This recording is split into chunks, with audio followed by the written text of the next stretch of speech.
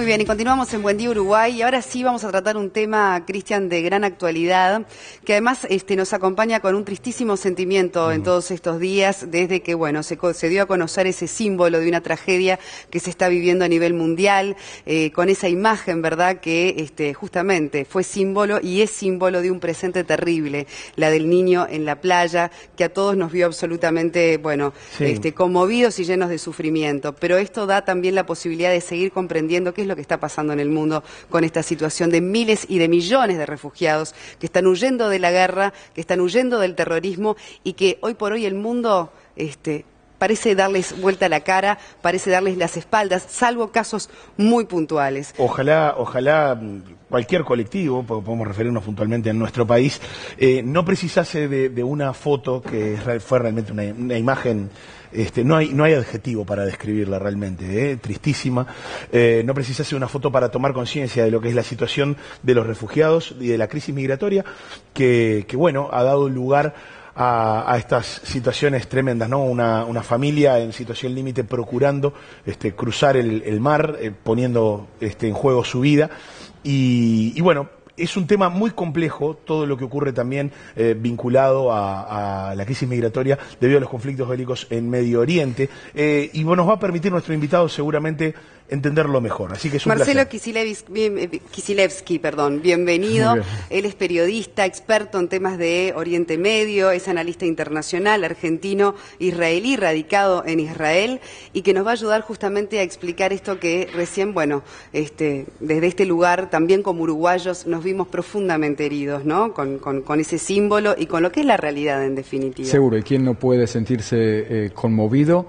La realidad es que, bueno, cuando intentamos superar la emoción, la congoja por lo que hemos todos visto, tenemos que entender que parece que Europa pensaba, o Occidente pensaba, que la crisis en Siria era una crisis solamente de los sirios, cuando en realidad es una crisis que nos toca a todos, en definitiva, porque estamos ante un fenómeno que tiene que ver con el Islam radical, donde a veces Occidente no lo logra entender, ¿no? Entonces intentamos en estas conferencias que estamos dando por varios países de Latinoamérica tratar de llevar algunas claves de qué es lo que está realmente sucediendo, si llámese la guerra civil en Siria, lo que está pasando ahora en Irak con el fenómeno ISIS, que son fenómenos que de repente lo que están haciendo es desnudar la verdadera ideología nefasta llamada Islam radical, que siempre tenemos que aclarar, no es la religión musulmana.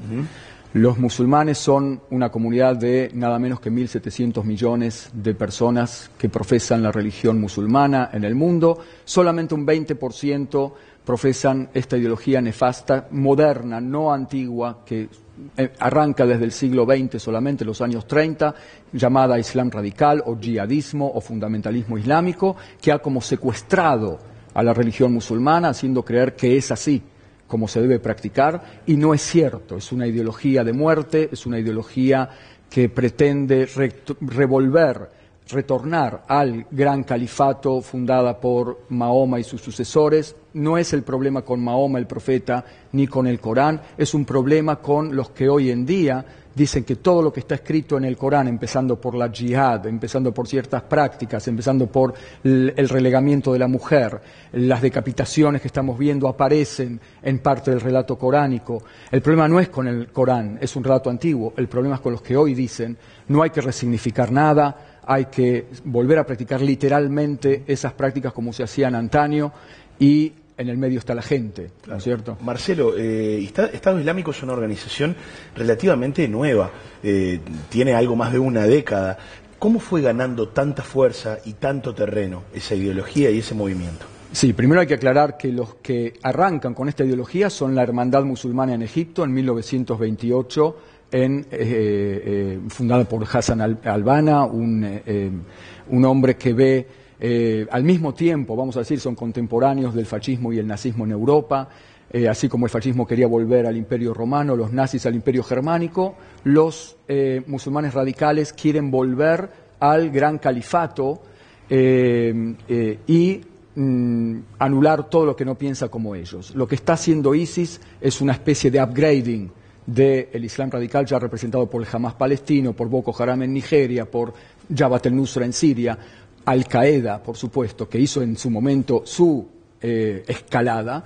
La nueva escalada se llama ISIS y consiste en lo siguiente. Se pelearon de Al-Qaeda, porque estaban adentro de Al-Qaeda al principio, y en un momento se pelean con Al-Qaeda y les dicen, ¿ustedes quieren volver al gran califato y combatir la Jahilía? ¿Quieren combatir el caos y el libertinaje de Occidente y el consumismo y el imperialismo de Occidente? Dejen de poner bombas, conquisten territorios y funden el califato. Y entonces se retiran del ejército de Saddam Hussein, empiezan a conquistar territorios, los gobiernan efectivamente, dando educación islamizada, dando servicios de educación, de trabajo, es decir, gobiernan, cobran impuestos por eso, es decir, su primera fuente de financiación son los impuestos, la segunda fuente de financiación es matar a los cristianos y expropiarles sus propiedades o los que no son de su religión, y la tercera fuente de financiación es el petróleo en el mercado negro. Han conquistado casi medio Irak y un tercio de Siria, han borrado la frontera de Siria e Irak y han fundado el califato, lo han declarado, la ONU va a tener que decir qué piensa y Occidente va a tener que decir qué piensa de dos países miembros de la ONU que han sido destruidos. Ahora, Hablamos Marcelo, sí. Para poder comprender además el resto del mundo, ¿no? Porque ese dolor que sentimos con ese símbolo es el dolor de todos, de no haber podido hacer nada, de no haber hecho nada por salvar la vida de uno y de millones de niños que hoy están en esa situación entre la vida y la muerte, más los que mueren, más los refugiados, más las familias que están siendo desplazadas. ¿Qué hace la comunidad internacional que ahora dice, bueno, nos vamos a juntar los países europeos y vamos a exigir el reparto, ¿verdad?, de miles y millones de refugiados? Pero ¿cómo se puede parar esto? ¿Y a qué costo también se puede parar? Lamentablemente, el fenómeno ISIS, para empezar desde lo que está pasando en el Medio Oriente, no va a parar solo. O sea, ISIS tiene la agenda, lo ha declarado, lo ha publicado, de conquistar Libia.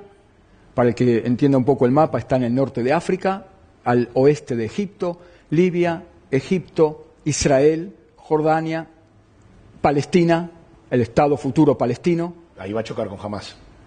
Están chocando. Jamás le pidió ayuda el año pasado para el operativo Margen Protector, donde Israel reprimía o intentaba parar los misiles del Hamas, y ISIS le dijeron, nosotros vamos a llegar a los judíos, pero primero tenemos acá a los cristianos, tenemos los musulmanes apóstatas, están matando a miles de personas que no piensan como ellos, el mayor caudal de muertos en el Medio Oriente por el terrorismo islámico radical no son judíos ni cristianos, son los mismos musulmanes que no piensan como ellos. Y después los cristianos. Entonces el mundo cristiano tiene que también tomar cartas en el asunto y decir, bueno, ¿de qué lado estamos? ¿Justificamos el Islam radical y el terrorismo en nombre, quizás, por ejemplo, de la causa palestina? Cuando se defiende al Hamas palestino, que tienen la misma ideología, no se está defendiendo a la causa palestina, no se le hace un favor a la causa palestina. Hay que dejar de perdonar el terrorismo atroz en nombre de causas que no les hacen bien a su propio pueblo. El palestino de la calle está sufriendo la dictadura en Gaza del Hamas. El no desarrollo, la no construcción de casas después de los operativos, con el cemento que está dentro de la franja de Gaza, el Hamas está construyendo túneles para atacar en lugar de construir viviendas, hospitales y escuelas que habían sido bombardeados porque el Hamas los había utilizado como bases militares. Entonces tenemos que dejar de perdonar y justificar y tolerar el terrorismo del Islam radical en nombre de las causas equivocadas. Las izquierdas latinoamericanas parece que no entienden esto y defienden al Hamas a la hora de defender la causa palestina. Error.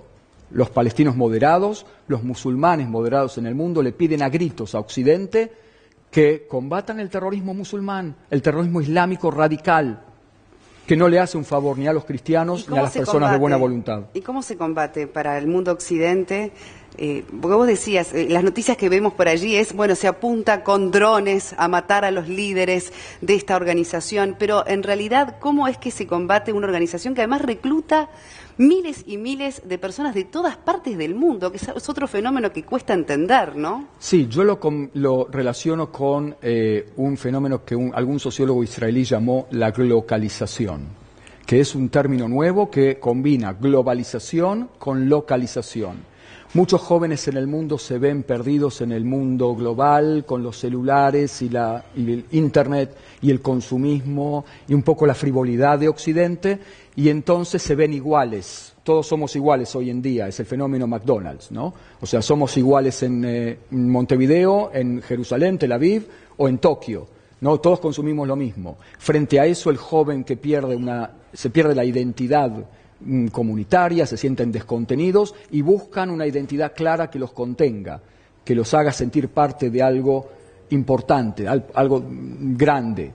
Y se equivocan porque caen en atrocidades que en nombre de cierta moralidad desde Occidente no se comparten valores y que el Islam radical se opone a ellos totalmente, ¿no? Marcelo, ¿cuáles son los desafíos para, en el caso de que lleguen refugiados desde diferentes lugares, en este caso de Siria, a diferentes países, ¿no? Huyen de esa primera situación. Pero ¿cuáles son los desafíos a los que se enfrentan una vez que, logran cruzar la frontera y llegar a otro territorio? Acá conocés seguramente la situación en Uruguay. Nosotros recibimos un contingente hace algunos meses. Sí, yo sé que todos los países están discutiendo ahora no si hay que recibir refugiados, sino cómo recibirlos y en calidad de qué. Hungría está desesperado ahora se está rompiendo la cabeza para entender qué hace con semejante masa de refugiados, porque hay también una ley internacional. Una cosa son los refugiados políticos que están escapando de una guerra, que si los rechazás y vuelven a sus lugares, los matan. Claro.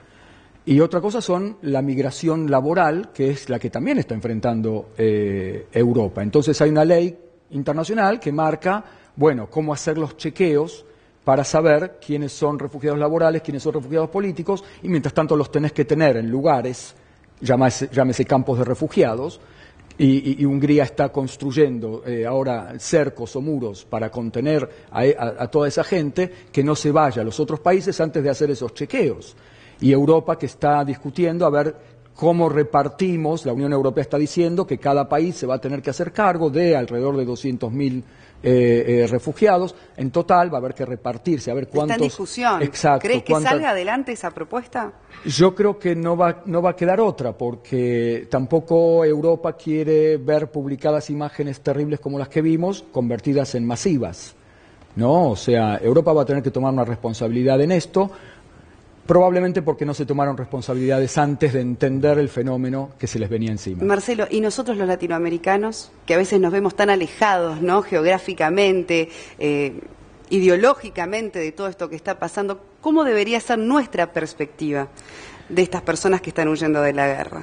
Bueno, no hay hasta ahora, por lo menos en las noticias, información acerca de un pedido a Latinoamérica de también albergar refugiados, ¿no? O sea, los refugiados están huyendo a Europa porque la tienen cerca y están huyendo a Europa porque piensan que ahí van a tener trabajo y van a poder mantener a sus familias. Latinoamérica puede efectuar, como lo ha hecho en el pasado, una tradición muy solidaria de todos los países latinoamericanos, de albergar refugiados, de albergar inmigración y poder integrarla. Después las preguntas culturales o religiosas o lo que sea, o los tipos de prácticas culturales que tiene cada grupo, también hay que ver cómo se enfrenta la integración desde un punto de vista, porque Europa está enfrentando también un choque cultural dentro de la misma Europa, con los distintos grupos que traen a veces prácticas que para Occidente son problemáticas. Pero entonces hay que trabajarlo eso de una manera profesional, de una manera interdisciplinaria también, Marcelo, ¿qué ¿no? te ha traído en esta ocasión por Uruguay?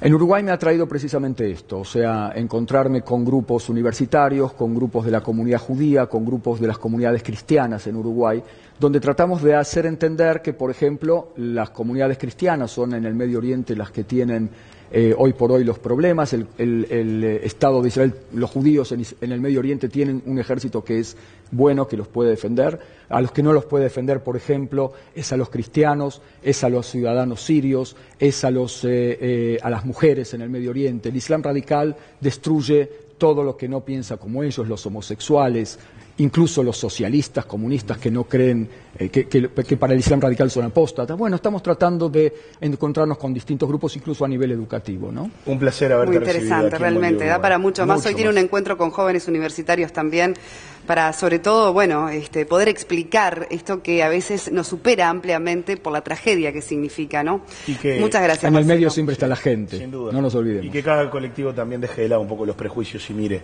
el panorama completo. Exactamente. Muchas Muchas gracias.